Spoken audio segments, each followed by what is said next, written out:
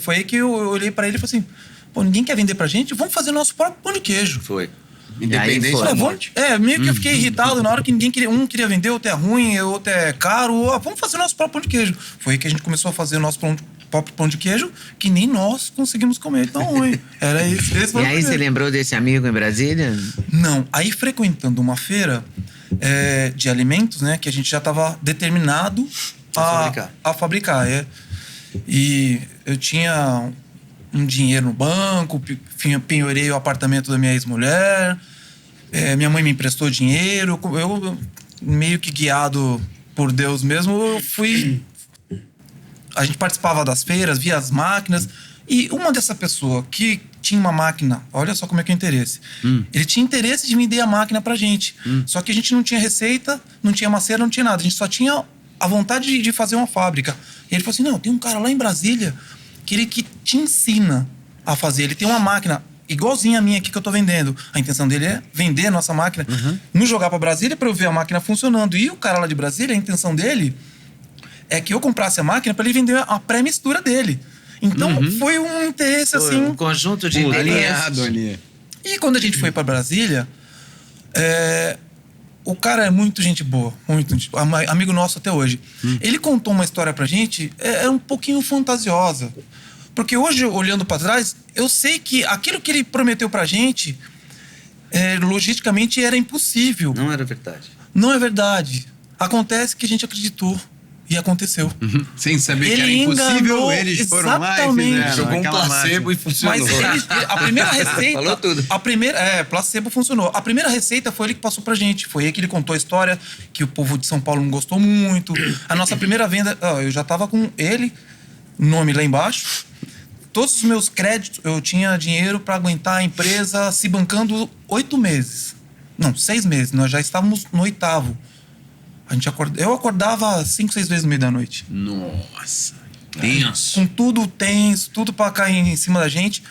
E a gente já tinha montado a fábrica, né? Porque o cara falou pra gente, já tinha comprado todas as máquinas, começamos a fazer nossas primeiras produções. Só que vendia 100 quilos. Eu falei, pô, se a gente conseguir mais uns 2 mercadinhos que paga 100 quilos, a gente consegue pelo menos estancar. Chegar no break-even, né? Manter o nariz pra fora. Só te cortando um pouquinho. Mas nesse placebo que o cara mandou, ele falou uma coisa que ficou gravada na minha cabeça. Ele falou, Bill, de todas as empresas de pão de queijo que monta, eu nunca vi nenhuma quebrar. Aí aquilo mexeu com o meu ego. Não, mas se quebrar na minha mão, incompetente sou eu. Mas foi mentira também. Foi mentira. Várias quebraram. Mas a gente acreditou em tudo isso. O cara era um mentiroso, mas tinha uma boa receita de pão de queijo. Mentiroso do bem. O mentiroso encontrou os teimosos. Doutor Alisson não é mentiroso. E ele era dentista, ele tinha uma rede de dentista.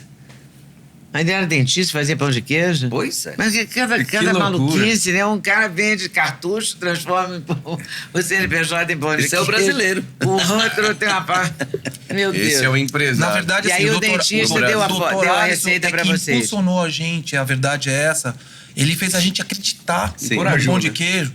É lógico, tinha os interesses também, mas ele que... Ele encorajou. Ele pegou uma formiga e vai...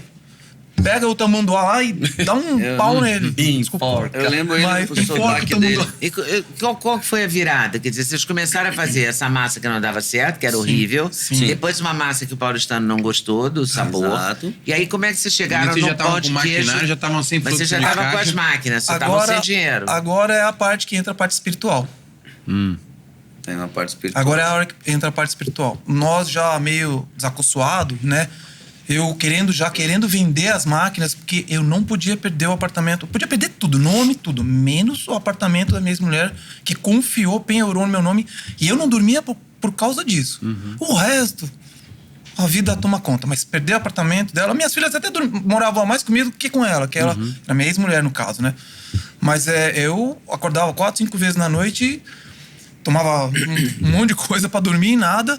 preocupado com isso. E foi aí que eu falei, vamos vender o que a gente tiver de equipamento pela metade do preço, mas eu não posso perder o apartamento. Foi aí que ele falou, não, cara. Foi nesse dia eu fiquei bravo, quase subi na mesa. Eu falei, você é louco? A nossa empresa montada aqui, tudo bonitinho, tem carro, tem câmera fria, tem maquinário, mas não tem vendia. tudo. Só depende da gente, não é possível. não é possível. Isso aqui vai dar certo. E eu tinha uma tranquilidade também, porque eu frequento a congregação, né? E uma vez por mês, assim, meus irmãos, a minha família é grande, são 15 irmãos, né? Nossa, só. É uma ninhada, né? Faz uma reuniãozinha, né? Voltada a um cultinho dentro de casa, metade né? comprasse pão de queijo, tava resolvido. Mas que congregação é? A congregação cristã no Brasil. Mas aí fazia um cultinho dentro de casa. É uma maneira dos irmãos se encontrarem, porque um tá cada ocupado com a sua vida, né? E também uma maneira de escutar a palavra de Deus, né? E naquela época, era a época que eu estava exatamente quebrado das duas empresas, né? Tanto do cartucho quanto do transporte, né? Transporte. E eu entrei meio cabisbaixo aquele dia na reunião perguntando para Deus, né? Por que é que eu tinha que passar por isso, uma vez que todo mundo falava que eu era safo, que eu era inteligente, que eu sabia fazer dinheiro, que não sei mais o que. E por que eu estava passando por isso? Porque eu queria largueza, eu queria dinheiro, eu queria fazer. Se eu sei fazer, por que não dá certo comigo? Né? Não conseguia entender. E aí lá no culto lá, o irmão falou: você que entrou aqui falando isso. Você quer largueza e tal? Eu vou te prometer, mas você vai ter que ajudar os pequenininhos. E aquilo ficou dentro de mim. E ele não dormia, porque o dinheiro veio todo dele. Até no dia que ele falou assim pra mim: vamos fazer pão de queijo? Eu falei: como? Me dá a receita aí, porque eu não tenho R$1. Aí ele falou assim: não, eu quero saber o seguinte, você vende? Você vai vender esse pão de queijo? Eu falei: comigo, é o que eu sei fazer. Ele falou: então tá bom. Eu fiz o dinheiro e eu entrava com o dinheiro e eu não sou vendedor. Quem faz o dinheiro numa empresa é o vendedor. Eu falei: ele vende e eu faço o dinheiro para montar. Sim, mas aí tinha um com dinheiro, um duro e uma receita de pão de queijo que não dava Exato, certo. receita de sucesso. Eles tinham um sonho. Deu E tudo você certo. nem era nascido nessa altura. Não, já. Eu Já era tava nascido, fora do mas país. era Tava na criancinha. Austrália. Aí Tava na chegamos na história da virada, né? A gente foi numa feira, um rapaz que a gente conheceu que vendia fécula, que tinha experiência de fazer pão de queijo industrial barato, né? E para fazer aquele mesmo pão, mesmo do mesmo, né? O tradicionalzinho. E aí esse cara mostrou pra gente, além de como fazer um pão mais barato, ele mostrou também como fazer um multigrãos e uma chipa. Porque a gente só tinha o pão de queijo. Sim. A gente era totalmente inexperiente. Esqueceu a virada, né? A virada é que, como não estava dando nada certo, parecia que a gente estava num lugar onde que era um chapéu que tinha toda a bênção, que caía e a gente estava embaixo da proteção. Ah, é verdade. Né? A bênção não chegava até vocês. Não chegava. Não Como é chegava. que chegou? Chegou um dia que eu falei pra ele: a gente tá. O ambiente não tá legal aqui, a gente precisa rezar. Adquirir uma energia boa, porque não tá virando. A gente vendeu 100 quilos 15 dias sem dormir. Aí depois não repicava o pedido, né? Eu falei: pô, o negócio não deve estar com energia boa, vamos procurar alguma coisa? Ele falou assim: minha família é toda congregação. Eu falei: uma minha do interior também, vamos dar uma chegada lá e vamos tentar alguma mensagem, alguma conexão, Deus. né? Porque Entender, tá difícil, né? E aí... Aí teve o culto. Vários, né? Que a gente começou a frequentar. Isso foi antes da gente montar a fábrica, o meu. Né? Aqui foi depois, 6 meses depois que a gente tava com a fábrica montada. Que a gente tava para quebrar. 8 meses.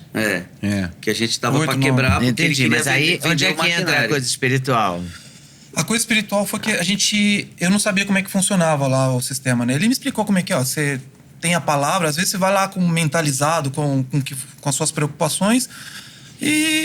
Porque, na verdade, um dia eu tava jantando com a minha prima, que ela é da congregação, e ela vivia e falou assim: porque Deus diz isso, Deus diz aquilo.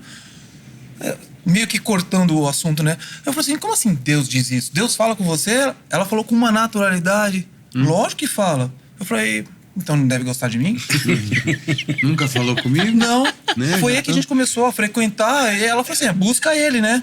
Aí foi aí que a gente começou a frequentar. E eu com essa agonia, né? Nada dando certo. Meu nome...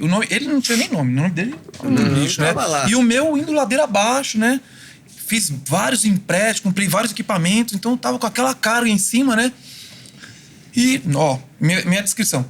Não dormia à noite. Passava o dia... que nem um zumbi, né? E à noite não conseguia dormir. E a gente indo várias vezes. Até um dia que a gente foi lá, tudo sentado bonitinho. Aí o cooperador lá levantou e falou assim: no caminho ele gostava de me chamar de homem bully. O que é bully? É onde você põe o café. É um homem de pouco café. Então ele fazia esse trocadilho, de me chamava de homem bully, né? Mas não era, eu sempre tive minha conexão, né? E a gente indo e ele falando de homem bully, né? Quando a gente chegou lá, né? Aí o cooperador lá chegou e falou assim: ei, você, homem de pouco café. Na hora comigo. Você mesmo, homem de... Ele falou 3 vezes: hoje eu vou falar com você, homem de pouco café. Você não dorme, acorda 4, 5 vezes no mês da... ele não vai deixar eu mentir sozinho. Você não dorme, acorda 4, 5 vezes. Você contou isso? Era um pastor? Era. Tipo, pastor, isso foi na igreja, não foi na minha casa. Foi na igreja. A gente, sim, mas você contou isso pro pastor? Não, ele pastor não contei. Não. Eu tô fazendo um testemunho aqui agora. Foi a hora que Deus falou com ele.